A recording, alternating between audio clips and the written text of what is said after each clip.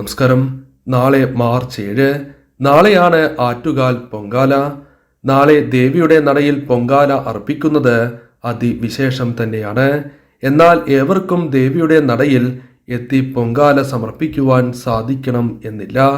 അങ്ങനെയുള്ളവർ വീടുകളിൽ തന്നെ പൊങ്കാല സമർപ്പിക്കാവുന്നതാണ്. ഈ ലോകത്ത് എവിടെയിരുന്നും ഇത്തരത്തിൽ പൊങ്കാല സമർപ്പിക്കാവുന്നതാണ്. അത് എപ്രകാരം സമർപ്പിക്കണം എന്നതിനെക്കുറിച്ച് ഞാൻ വിശദമായ വീഡിയോ മുൻപ് ചെയ്തിട്ടുണ്ട്. ഈ വീഡിയോയുടെ ലിങ്ക് ഡിസ്ക്രിപ്ഷൻ ബോക്സിൽ നൽകിയിരിക്കുന്നു. കൂടാതെ പൊങ്കാല സമർപ്പിക്കുമ്പോൾ ചെയ്യേണ്ടതും ചെയ്യാൻ പാടില്ലാത്ത കാര്യങ്ങളെക്കുറിച്ചും വിശദമായ വീഡിയോ ചെയ്തിട്ടുണ്ട്.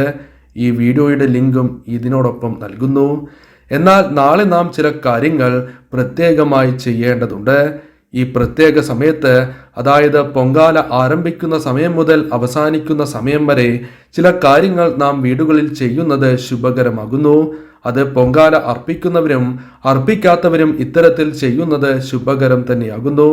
ഇതോടൊപ്പം നാം ചില നാമങ്ങൾ ജപിക്കുന്നതും അതിവിശേഷം തന്നെയാണ്. ഇങ്ങനെ ജപിക്കുന്നതിലൂടെ വീടുകളിൽ സർവൈശ്വര്യമാണ് വന്നു ചേരുക. അതിനാൽ തന്നെ ഈ കാര്യങ്ങൾ ഏതെല്ലാമാണ് എന്നും എത്തരത്തിൽ നാം ഏതെല്ലാം കാര്യങ്ങൾ ചെയ്യണം എന്നും വിശദമായി തന്നെ ഈ വീഡിയോയിലൂടെ മനസ്സിലാക്കാം.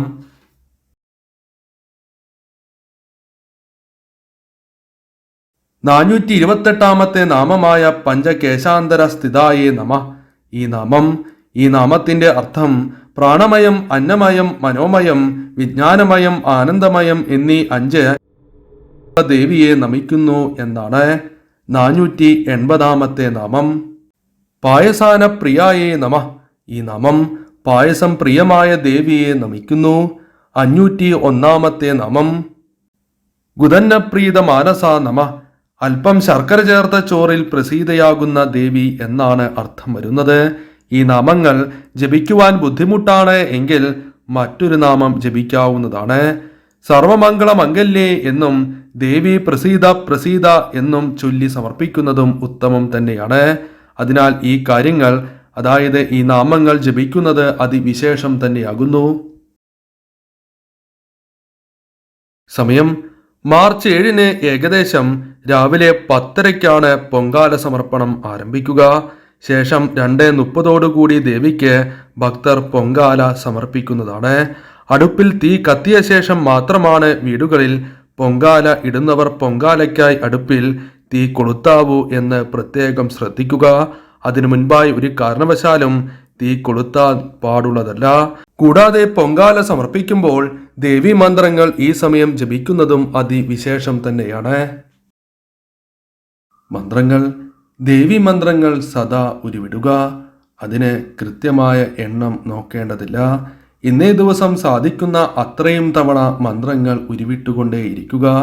പൊങ്കാല ഇടുന്നവരും ഇടാത്തവരും മന്ത്രം ജപിക്കുക. ഇടാത്തവർ പൊങ്കാല ഇടുന്നില്ല എന്ന് വിചാരിച്ചുകൊണ്ട് ദേവീ മന്ത്രങ്ങൾ ജപിക്കാതെ ഇരിക്കരുത്. ദേവീ മന്ത്രങ്ങൾ ഇന്നേ ദിവസം ജപിക്കുന്നത് അതിവിശേഷം തന്നെയാണ്. അതിലൂടെ ഗുണഫലങ്ങൾ ജീവിതത്തിൽ വന്ന് ഭവിക്കുക തന്നെ ചെയ്യുന്നതാകുന്നു. ശുദ്ധിയോടെ അമ്മയെ മനസ്സിൽ ധ്യാനിച്ച് ഈശ്വരാധീനം വർദ്ധിക്കുവാനായി ഈ കാര്യങ്ങൾ ചെയ്യുക. അമ്മേ നാരായണ, ദേവി നാരായണ, ഭദ്രേ നാരായണ, ലക്ഷ്മി നാരായണ എന്ന മന്ത്രം ജപിച്ചുകൊണ്ടേയിരിക്കുക. ഇത്ര എന്നില്ല, പറ്റാവുന്ന അത്രയും ജപിച്ചുകൊണ്ടേയിരിക്കുക. അതാണ് ഏറ്റവും ഉത്തമം. സർവമംഗള മംഗല്യേ ശിവേ സർവാർത്ഥ സാധികേ ശരണ്യേ ത്രയംബകേ ദേവി നാരായണീ നമോസ്തുതേ എന്നും ജപിക്കുക. ഈ മന്ത്രവും ഇന്നേ ദിവസം ജപിക്കുന്നത് അതിവിശേഷം തന്നെയാണ്. അതിനാൽ സാധിക്കുന്ന എവരും ഈ മന്ത്രം ഒരു തവണയെങ്കിലും ജപിക്കുവാൻ ശ്രമിക്കുക. സാധിക്കുന്നവർ പരമാവധി ജപിക്കുവാൻ ശ്രമിക്കുക. ആദ്യം നാം എന്താണ് ചെയ്യേണ്ടത്? ഇത് കൃത്യമായി ചെയ്തുകൊണ്ട് തന്നെ ആരംഭിക്കേണ്ടത് അനിവാര്യം തന്നെയാണ്. കുലദേവത അല്ലെങ്കിൽ കുടുംബദേവതയെ വണങ്ങുക. മനസ്സിൽ നന്നായി വിചാരിച്ചുകൊണ്ട് തന്നെ വണങ്ങുക. ദേവിയുടെ മന്ത്രങ്ങൾ, കുലദേവതയുടെ മന്ത്രങ്ങൾ അല്ലെങ്കിൽ കുടുംബദേവതയെ നന്നായി പ്രാർത്ഥിക്കുക. ശേഷം ഗണപതി സ്വാമിയെ പ്രാർത്ഥിക്കേണ്ടതാണ്. ശേഷം മാത്രം ആറ്റുകാലമ്മയുടെ നാമങ്ങൾ ജപിക്കുക. ഇപ്രകാരം മന്ത്രങ്ങൾ അല്ലെങ്കിൽ നാമങ്ങൾ ഉരുവിടുന്നതിലൂടെ ജീവിതത്തിൽ ഉയർച്ചയും സർവാഭീഷ്ട സിദ്ധിയുമാണ് കൈവരുന്നത്. അതിനാൽ ഒരിക്കലും ഈ കാര്യങ്ങൾ നാളെ ചെയ്യാതെ ഇരിക്കരുത്.